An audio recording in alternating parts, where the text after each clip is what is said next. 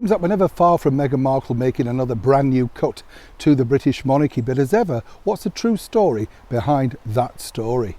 Hi, good morning, Neil Sean here in the very heart of London. As ever, thank you, welcome one and all brand new subscribers. Also, thank you so much for your lovely, kind comments about that tranquil river trip that we went on. Wasn't it lovely? A lot of people were saying, you know, it was so relaxing. I think I could have dropped off. Oh, dropped off, by the way, is falling asleep unless you're a northerner, you know. You're just drifting away, aren't you? And I think it's the sounds of the sort of river, people chatting, and there were a few things that I might have changed on there. No ice creams for sale, no pot of tea, you know, that sort of stuff. Catering a bit lax, but on the other side, a wonderful, wonderful trip. And of course, you know, the people that were taking us around, just great. It's nice to go somewhere relaxing and find that there are still places you can totally switch off. I don't know about you, but I've often wondered about a narrowboat life, you know, and I like the idea, you know, but I kind of think to myself, is it cold in winter?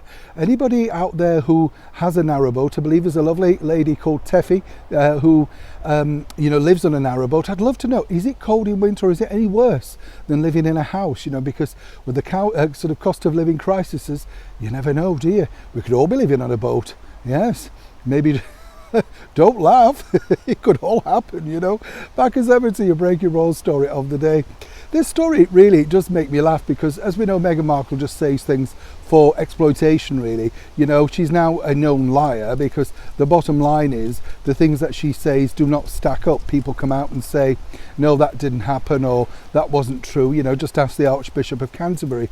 Totally embarrassing, but it's seemingly there's no platform that Meghan won't step up to make sure that she gets the headlines. And these headlines really are needed because she has a brand to push, you know, brand Meghan. Forget Harry, it's all about her. Archetypes, you know, the podcast. Now, the reason behind that particular interview really was to plug the podcast. No other reason at all. It's interesting, isn't it, you know, because people were saying, well, where did the idea come from for the interview? Quite simple, really. Spotify will have had a marketing budget. One way or another, somebody has paid for that. I mean, you might say, well, they would come along and, you know, want to interview Meghan. Of course they would. They know they're going to get worldwide headlines. I'd never heard of the magazine until that. Had you? Truthfully, nobody'd heard of it. So she's done some good for that magazine already. But I think what's interesting is, you know, they never really say, do they, who paid for what. We found out, all thanks to certain people writing explosive books, that all along the line they've either donated, developed, or somehow cajoled people into giving them awards or, you know, putting them on the front cover of Time. Seemingly there's always something in the background. And this particular situation really is just Meghan once again promoting herself, all the while dropping these incendiary bombshells to make sure that it's not just the magazine, but more importantly, her story, her terrible, terrible time within the British monarchy gets heard. But as ever, has anybody actually picked up the magazine? Has anybody thought, oh, we must subscribe now to that particular newspaper?